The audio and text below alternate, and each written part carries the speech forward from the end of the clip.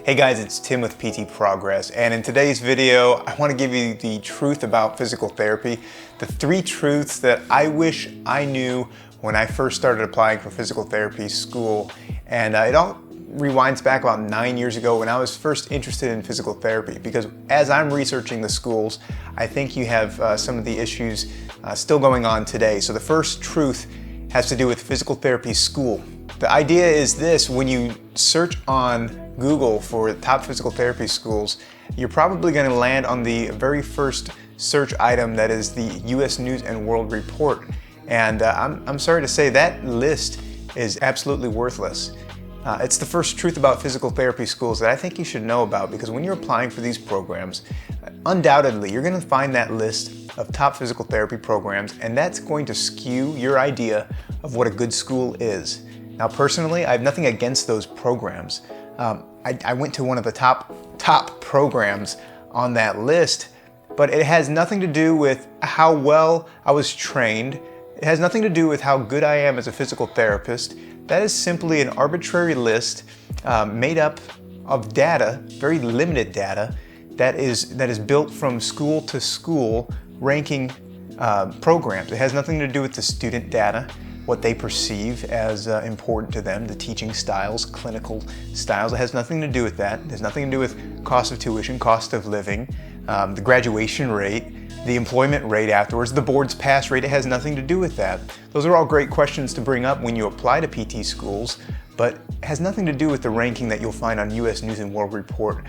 While that website may have some good information on other topics, the physical therapy list really shouldn't come into play when you're applying for and ranking other programs. So don't get enamored with this idea of applying to a top program based on the US News and World Report. That's the truth about physical therapy schools in terms of ranking. The other sub-truth about physical therapy schools that I want to get out there is that you do not have to go to an expensive school in order to get a quality education.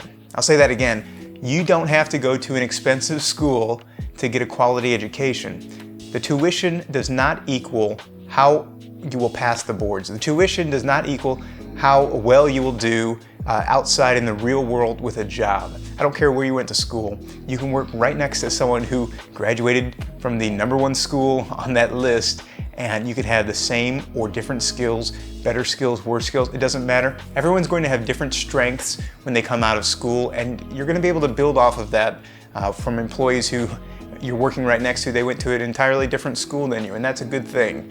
Just don't equate the quality of your education with the dollar amount of your graduation bill, because I think the average cost of a private tuition PT program is like $37,000 a year. Over 3 years, that's well over $100,000. When you break it down by semester, I mean, there's only 16 weeks in a semester, and so you're spending $37,000 for a year of tuition, not including your cost of living, which on a very minimal scale may be $1,000 a month. But regardless, back to the tuition, you're spending well into $4,000 to $5,000 a month just to learn how to be a physical therapist. The point being this: you get out of physical therapy school what you put into it, not what you pay for it. I don't care if you went to a school that cost you $200,000 or you went to your state school and it cost you $30,000. You'll get out of physical therapy school what you're willing to put into it. And so that means studying 2-3 hours a night after your program. That means studying on the weekends when your friends are golfing. That means studying extra hard for an exam or helping someone out with their practical material after class is done, because you just want to reinforce that material. It's all about the time that you're committing in school, not about the ranking, not about how much it was, or if it's a private school versus a public school. That doesn't matter.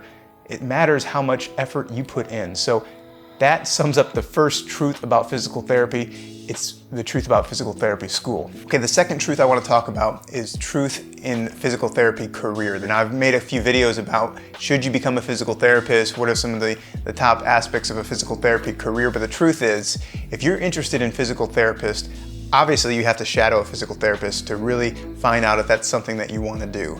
Explore other career options in healthcare as well if you're interested in it. Nursing, physician's assistant, being a physician and going through med school.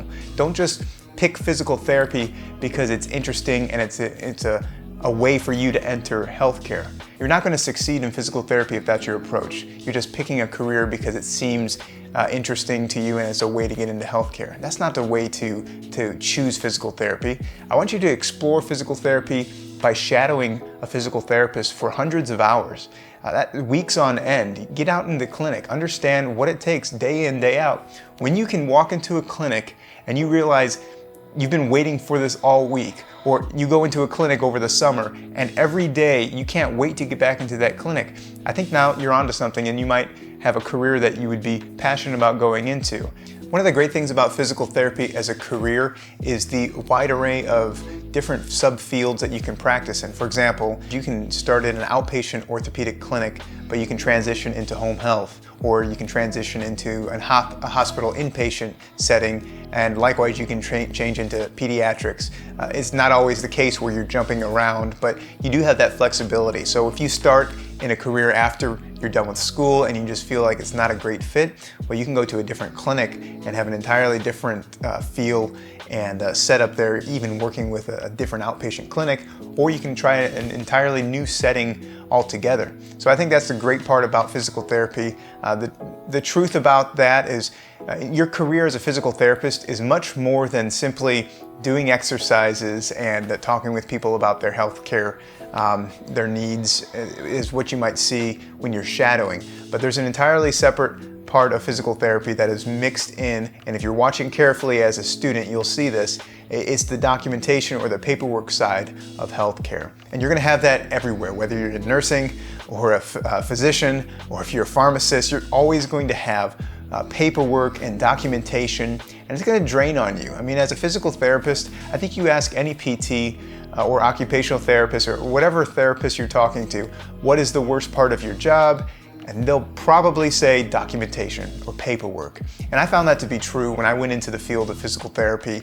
I don't feel like we were trained specifically across the board how to be efficient with documentation. So early on, I struggled to find my own way of creating efficient, streamlined systems of documenting. And I found something that really helped me and eventually allowed me to teach other people how to be more efficient with documenting. So I took something that was challenging in physical therapy across the board and grasped hold of that and created something that was really helpful for teaching other people how to be more efficient. But I want to encourage you that it's not all roses and rainbows when you go into physical therapy. There are going to be elements of the job that are annoying. There's going to be elements of the job that are repetitive, elements that are also time-consuming and mentally or physically draining. But again, that's going to be the case across industry, across the board, whether you're in finance or in education or a physical therapist. But I think too often times we'll see a video on YouTube or an educational promotion for a PT program, and they'll just highlight the pros of being a physical therapist. And I love my job, I love to be able to help people. And it's great that we can do that, but there are some negatives about the career that I just wanted to bring that out as a truth behind physical therapy. What is it about physical therapy career that people aren't really talking about? And so those are some of the real life facts about physical therapy career. It's not all rainbows here. It's frustrating at times, but I think if it's a career that you're passionate about and you can go into work every day looking forward to helping people overcome their movement issues and show them new strategies on decreasing pain and moving better. I mean, that's the kind of stuff that we went to school for, so I think you'll find that to be a fulfilling aspect of your physical therapy career. All right, and the third truth I want to share with you about physical therapy is the salary. Now, you can run on any sort of website, the Bureau of Labor Statistics or the Occupational Outlook Handbook, and you'll find that the physical therapy median salary is like $86,000, $87,000 a year. And while that may be the case, I think it's misleading. So the truth behind that number is that physical therapists across the board have a median salary of about $86,000, $87,000 a year. I did a video on that. You can take a look up there on the details of a physical therapist's salary. But in general, that includes specialties that pay quite a bit higher than the entry-level physical therapist. And it covers all all years of experience as well. So you have someone 20 years of experience in an outpatient setting, they may be earning $85,000, $90,000 or more, whereas a new grad may enter the outpatient setting earning $70,000, $75,000 in an outpatient clinic. But that same new graduate may work in the home health setting, and they may earn $90,000 to $100,000 or more going to see patients within the home. We call that home health. So it's not about what you can earn on average, because it's going to be a totally different job doing a home health PT setting versus an outpatient sports clinic setting. Those are like totally different jobs. We use the same thought process for movement and analyzing motion and progressing exercises, but our clientele is way different, the setting's way different, and the type of injury is going to be significantly different when you're looking at a sports outpatient versus home health. So thinking about the salary when you're looking at those websites, don't take that as full truth. Every physical therapist is going to make $86,000 a year. Yes, you will earn a good salary. There's no doubt physical therapists earn a healthy living, and it's kind of a recession-proof job, but it's not a reason to go into physical therapy. The truth is, you can find all sorts of figures about physical therapy salary, but it really depends on the type of setting, your location, and how much work you're really willing to put in. Like if you're a home health physical therapist, are you willing to work 50, 60 hours a week to see all those patients so that you can earn $100,000, $120,000 a year? If you are, then you can certainly earn that high salary. But if you're needing more flexibility, if you need a 9-to-5 type of job and you go to an outpatient clinic or working in the hospital setting, you're gonna have a little bit more flexibility, but your pay is gonna be quite a bit less than that. It may be in the $70,000, $75,000 range. Again, it can also depend on location, but that's the truth about physical therapy salary. It can certainly vary quite a bit. We have an entirely separate video dedicated to physical therapy salary, home health salary. I hope you check those out. I think those are great resources and get you more information on what to expect when you're considering a career in home health. Hey, look, if you're considering physical therapy as a career, I hope you found this video to be insightful. I really enjoy being a physical therapist. I think there are great positives to the career, but I wanted to highlight those 3 truths that often become overlooked.